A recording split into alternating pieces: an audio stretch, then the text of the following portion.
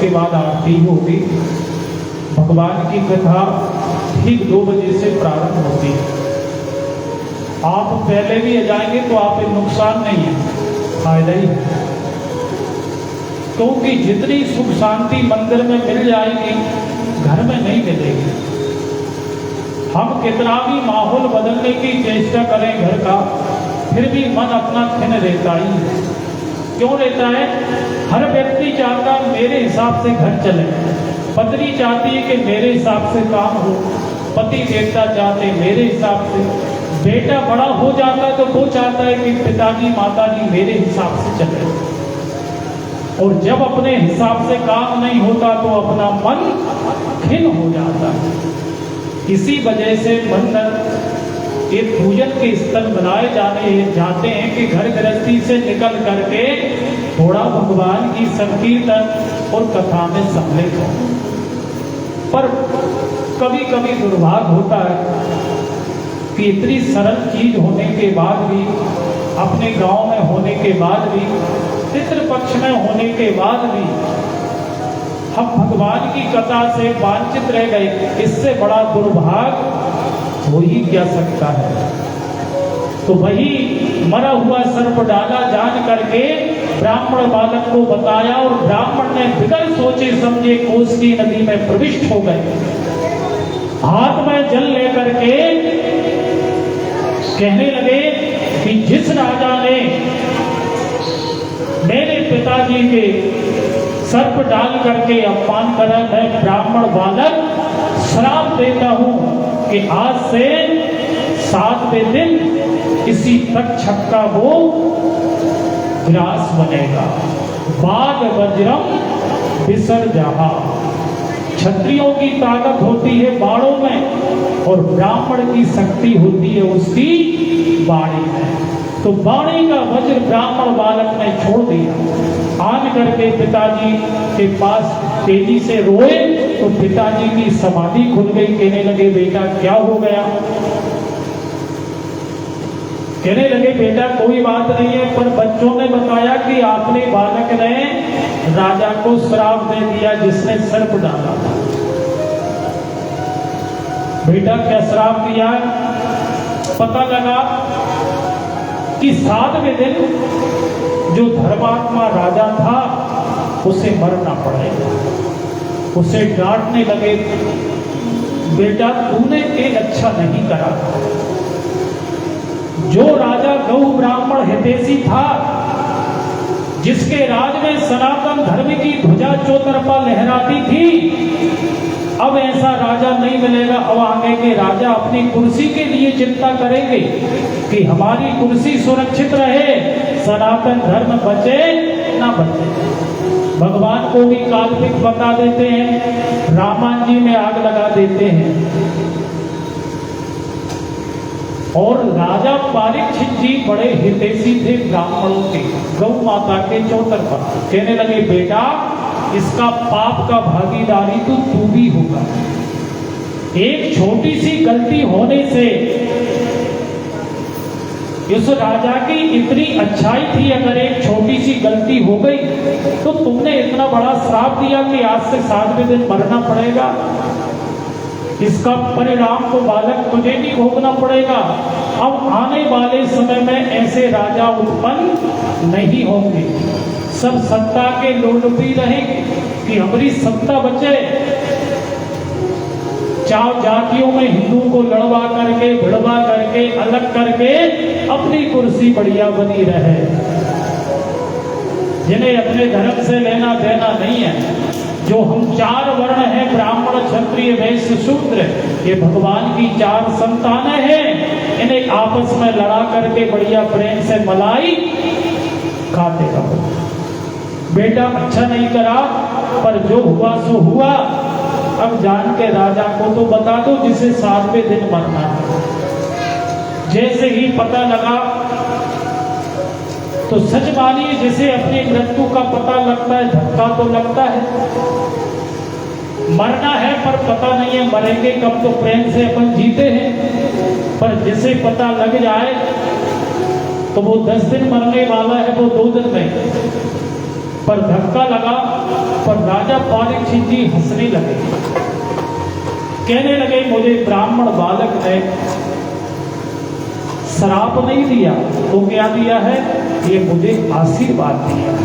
क्या दिया है? कि हमें तो कल का भरोसा नहीं है। पर राजा परीक्षित जी को पता लग गया कि मेरे 7 दिन तक मुझे कोई मारने वाला नहीं। सर्वस्व त्याग करके ये व्रत नहीं करा कि अनुष्ठान करवा लो, ब्राह्मण की वाणी से कैसे बचे।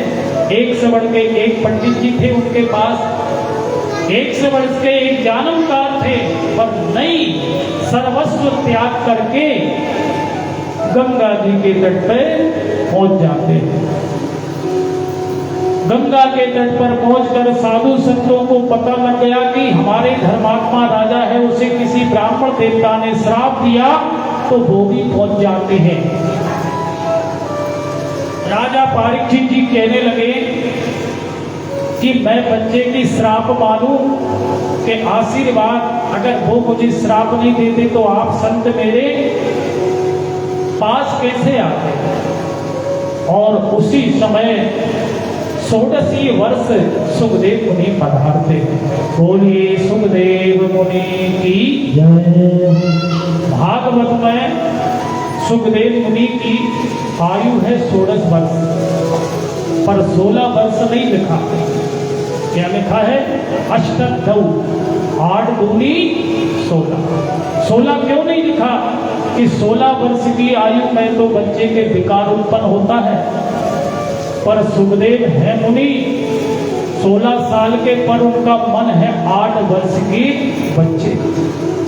आज के समय में भी जबकि हम स्पष्ट देख रहे हैं टीवी में, मोबाइल में, आज भी 8 साल का बच्चा अबे भी शुद्ध है। तो ये तो उस समय की बात है। तो इसी वजह से अष्टदौ, सुखदेव मुनि का चमकता हुआ चेहरा कोई पागल बाबा कहता है, कोई बच्चियां पीछे लग जाती हैं उनके इस प्रकार से, पर वो पलट के किसी को जवाब नहीं देते। जैसे ही प्रतिष्ठ करे, बड़े से बड़े साधु संत खड़े हो गए। तो राजा परीक्षित जी समझ गए कोई संत है, और जैसे ही सुखदेव का आगमन हुआ, उचित आसन पर बैठाकर प्रश्न करा। क्या प्रश्न करा? ये प्रश्न होगा कल की कथा में। भगवान का संकीर्तन, फिर आरती में अपन प्रवेश करेंगे। तो ये श्रीमद्भागवत महापुराण की जय। जय श्री राम। क्या भरोसा है इस जिंदगी का, साथ देती नहीं है किसी का। क्या भरोसा है इस जिंदगी का, साथ देती नहीं है किसी का। क्या भरोसा है इस जिंदगी का, साथ देती नहीं है किसी का। क्या भरोसा है जिंदगी का, साथ देती नहीं है किसी का।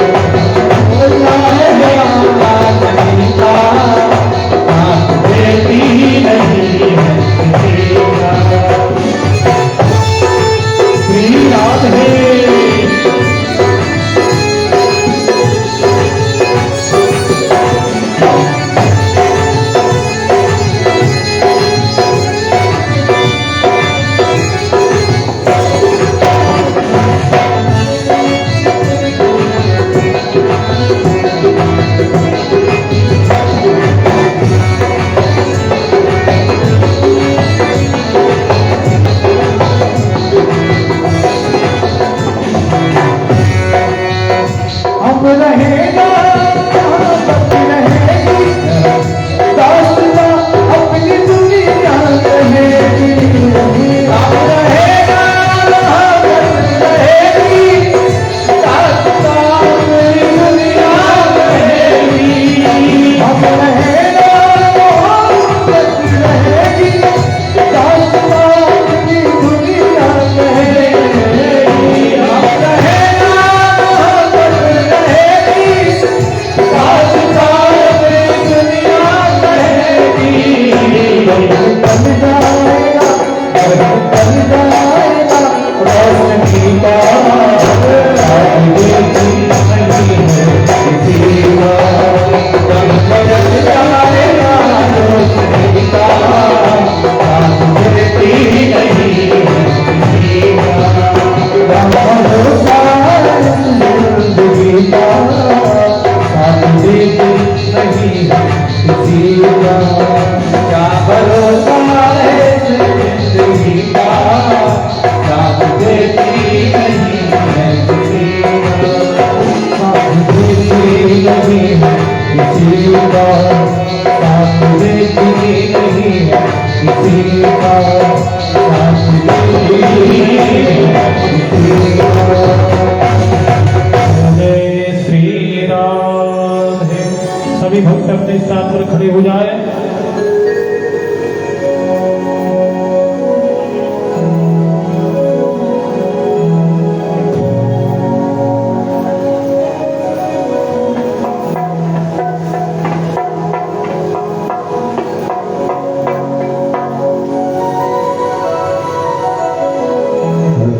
ओम ज्वालामालिन्ये नमो नमः, रत्नेश्वर्यै नमो नमः। गङ्गजलपुष्पाणि समर्पयामि। ओम चन्द्रमा मनसो जात सख्यो सूर्यो जायता रुद्रज्वा, यस्य प्राणस्य मुखादग्निराजायत। श्यामा तेरी आरती, कन्हैया तेरी आरती, सारा संसार करेगा कर जोड़ के।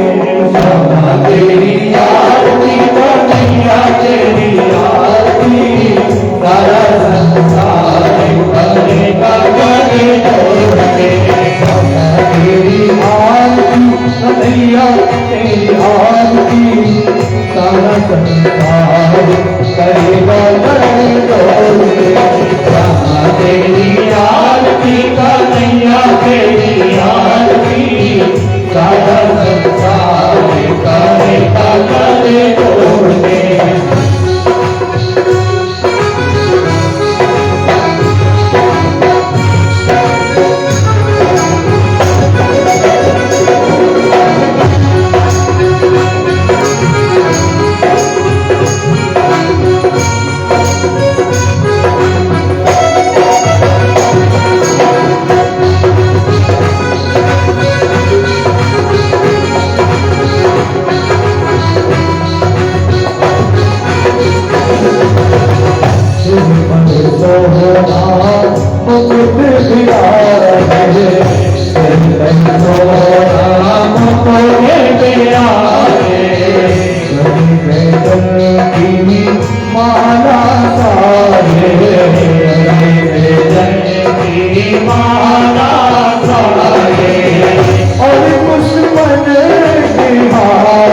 करेगा कर जोड़ के। बाबा तेरी आरती, कन्हैया तेरी आरती, सारा संसार करेगा कर जोड़ के।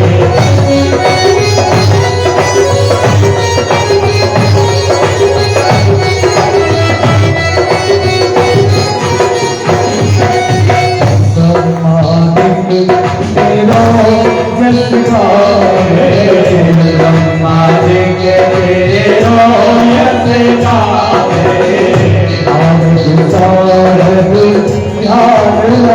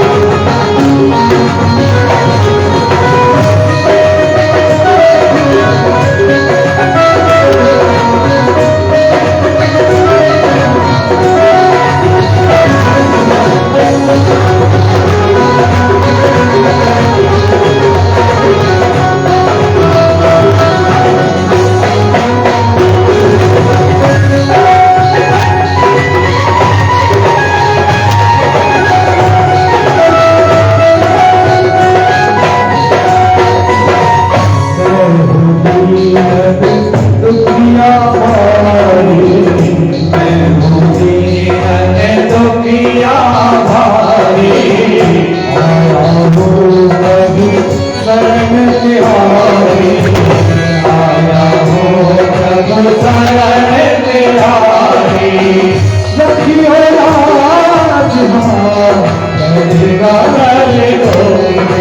लाज तेरी आरती कन्हैया तेरी आरती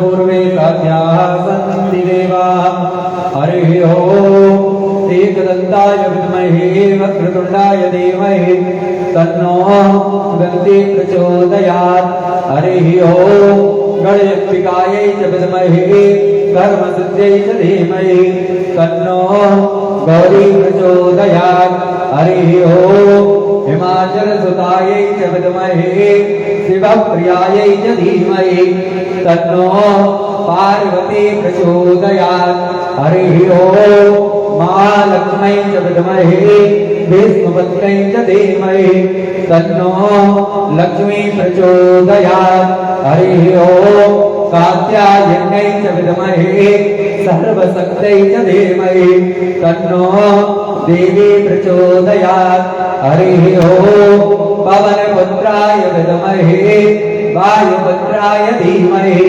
तन्नो हनुमत् प्रचोदयात् हरिः ओम् नन्दनन्दनाय विद्महे यशोदानन्दनाय धीमहि तन्नो श्रीकृष्ण प्रचोदयात् नाना सुगन्धिपुष्पाणि यथा कालोद्भवानि च पुष्पाञ्जलिर्मया दत्त्वा ग्रहणार्थं परमेश्वर ओम पूर्वस्वा श्री पुराण पुरुषोत्तमाय नमो नमः भागवत महापुराणाय नमो नमः बालमुकुन्देविताभ्यो नमो नमः चरणारविन्दं मंत्र पुष्पांजलि समर्पयामि।